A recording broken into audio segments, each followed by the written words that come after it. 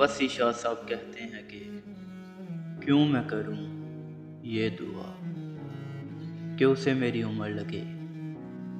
हो सकता है आज आखिरी रात हो मेरी जिंदगी की। साकी साहब कहते हैं कि मत दे किसी को दुआ अपनी उम्र लगने की। यहाँ ऐसे लोग भी हैं जो तेरे लिए जिंदा हैं। अब्बास